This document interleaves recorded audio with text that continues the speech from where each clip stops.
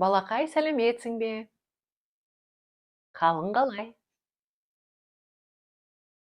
Бүгінгі күнің қалай өтті? Сен ата-анаңа үй шаруасына көмектесіп жүрсің бе? Жарайсың. Сен өте ақылды баласың. Әрине, ата-анаңа үйде қолғабыс жасау керек. Енді менің ертегімді тыңдауға дайынсың ба?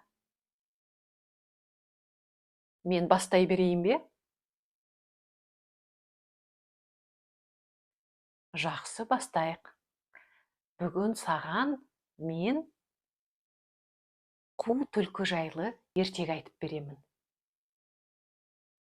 Осыған дейін де ол қу түлкі жайында ертегі тыңдағансың. Есіңде ме? Бүгін тағы да түлкі жайлы болмақ. Орманда жолбарыс бір күні түлкіні ұстап алады. Ал түлкі жолбарысқа былай дейді: сен мені жей алмайсың. Мен бұл орманға қожалық етуге келгенмін. Деп құйрығын бұлғаңдатып, тұмсығын жоғары көтереді. Ал жолбарыс болса, таңданып, түлкіге олай бір, бұлай бір қарап, сенбей, мүмкін емес, дейді. Жолбарыс ол ең күшті жыртқышаң ғой. Сенбесең, менімен бірге жүр. Ормандағы барлық аңдардың қалай қорқатынын өз көзіңмен көр, дейді түлкі.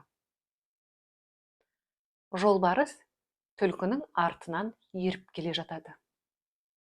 Ал түлкі болса, паңданып, жолбарыстың алдына түсіп келе жатады. Ал жолбарысты көрген аңдар қайтеді? Әрине, зәре құттары қалмай, барлығы тым-тырақай қаша жөнеледі. Аңдар үндеріне тығылады, құстар болса аспанға ұшып кетеді.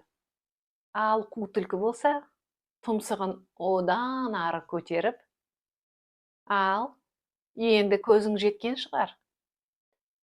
Менен қорықпайтын тірі жан бар ма? Деп мақтанады. Алданған жолбарыс: иә, сен шынында да айбарлы екенсің, деп түлкіні жайына қалдырып, өз жөніне кеткен екен. Сөйтіп, қу түлкі өзінің айлакерлігінің арқасында аман қалған екен. Ал қазір ұйқыға жата ғой. Кездескенше сау бол.